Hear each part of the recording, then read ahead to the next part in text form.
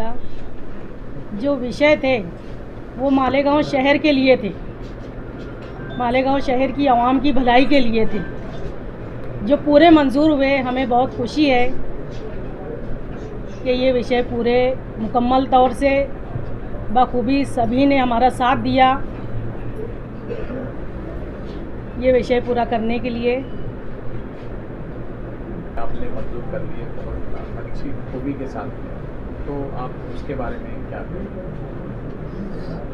जो जन्म दाखिले का मामला है, हमने कॉरपोरेशन के जो इलेक्शन हो रहे थे, हमने हर मीटिंगों में जगह जगह जाकर जो हमारी गरीब आवाम को बहुत ही दिक्कत का सामना करना पड़ रहा है, अभी तक भी वो बहुत मुश्किलों में है, हमने उसी के हिसाब से जन्म दाखिलों का जो मामला महासभा में लिया, हमने वो हिसाब से अभी विषय पर चर्चा भी किया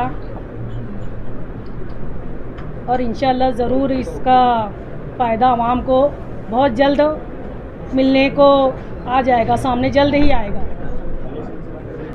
बहुत खुशी की बात है कि जब हमने मेयर साहबा ने अपना खिताब किया और उन्होंने बताया कि भाई हम महिला हैं, और मैंने भी अपने खिताब में बताया कि यहाँ ऐसा हिस्ट्री में पहली बार हो रहा है कि मेयर और डिप्टी मेयर दोनों महिलाएं, और ये खूबसूरती है हमारे संविधान की, बाबा साहेब अम्बेडकर की, कि जिसकी वजह से आज एक महिला महापौर बनी और मैं भी यहाँ महिला हूँ। तो हमने ये मांग की कि भाई जो हमारा भारत है वो और हमारे महाराष्ट्र का जो कल्चर है कि हम औरतों का सम्मान करते हैं, तो वो उसी तरह सम्मान करके लोग हमारा साथ दें। और हमने ये देखा कि सारे गट नेता ने, सारे हाउस ने हमको मामूली छोटी बातें छोड़ दी जाए तो उन्होंने हमारी मदद की, और आज जो मालेगांव शहर के अहम विषय थे, जन्म दाखिले का मामला जिससे लोग आज 3400 लोग परेशान हैं, उसमें हमको कामयाबी मिली। एक मैं मानती हूँ कि एक राहत का काम है, जो लोग आज जेल में हैं, जिनके ऊपर केसेस हुए, आज उनके लिए हम हमारी हैसियत के मुताबिक, जहाँ मालेगांव डिफेंस कमेटी शेख आसिफ साहब मुस्तकीम डिग्निटी 1 साल से लड़ाई कर रहे हैं, जो बेजा लोग जेल में हैं और बेजा कानून के दायरे में फंसे हुए, आज एक बड़ा कदम हमारा इलेक्शनी वादा पूरा हुआ, जिसका हमको खुशी है। हम अल्लाह ताला की शुक्रगुजार है कि हमसे ये काम उन्होंने लिया।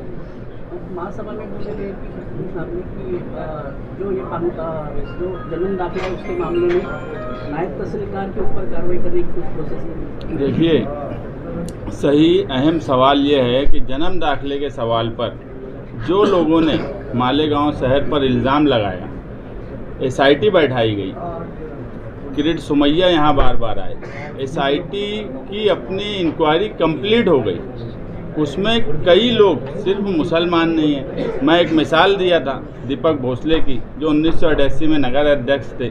भोसले खानदान मराठा समाज का, क्या वो रोहिंग्या पाकिस्तानी या बांग्लादेशी हो सकते हैं क्या? कोई भी मालेगांव में रोहिंग्या बांग्लादेशी और पाकिस्तानी नहीं है।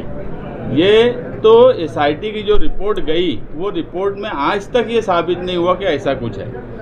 1044 जो जन्म दाखिले थे वो आदेश तहसीलदार ने दिया था, और वो आदेश महानगर पालिका को मिले तो उस पर जन्म दाखिला इशू हुआ, और उन्हीं लोगों को आरोपी कर देना जो अरीजादार थे, ये बिल्कुल नाइंसाफ़ी की बात है, ये कानून के खिलाफ बात थी।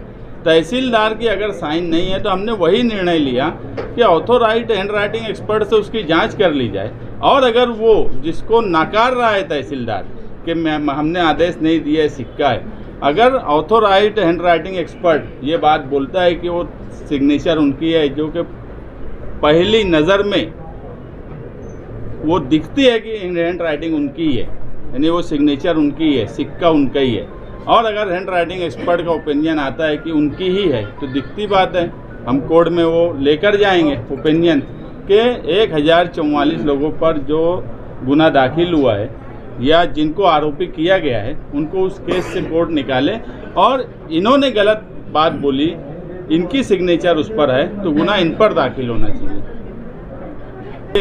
ये मामला न्यायालय में भी है।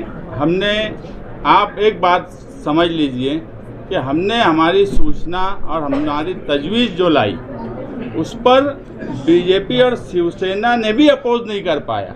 ये कानूनी समझ थी हमारी, इससे तो कोई नहीं इनकार कर सकता कि बीजेपी और शिवसेना हॉल में रहने के बाद भी अगर हमारी तजवीज़ से इनकार नहीं कर पाई तो आसिफ साहब और हमने उस पर 1 साल से काम किया है और वो कानूनी समझ हम रखते हैं कि महासभा में क्या लाना चाहिए और क्या नहीं लाना चाहिए।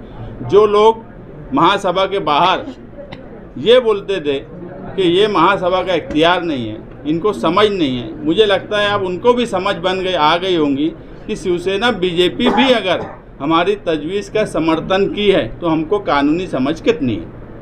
आप इस्लाम पार्टी के गठ नेता है, आज महासभा में ये दिखा कि आप शहर के इस हिस्से को और उस हिस्से को दोनों को बराबर रखने का कोशिश आपने की है। क्या आगे भी इस तरह से चलते रहेंगे और शहर को तरक्की के रास्ते पर लेके रहेंगे? पूरा शहर हमारा है और यहाँ के जो जितने भी रहवासी है, चाहे वो हिंदू भाई, मुसलमान भाई, जितने भी लोग हैं, हम सबको साथ में लेके चलेंगे। हम भेदभाव पूरे शहर के अंदर भेदभाव नहीं करेंगे और पूरे शहर की आवाम के जितने भी कामकाज है हम इंशाल्लाह पूरा ईमानदारी से पूरे शहर की आवाम का हम कामकाज करेंगे। वो भी यहाँ मंगाए ना, हमने यहाँ मंगाए ना, लेके आए ना उन्होंने।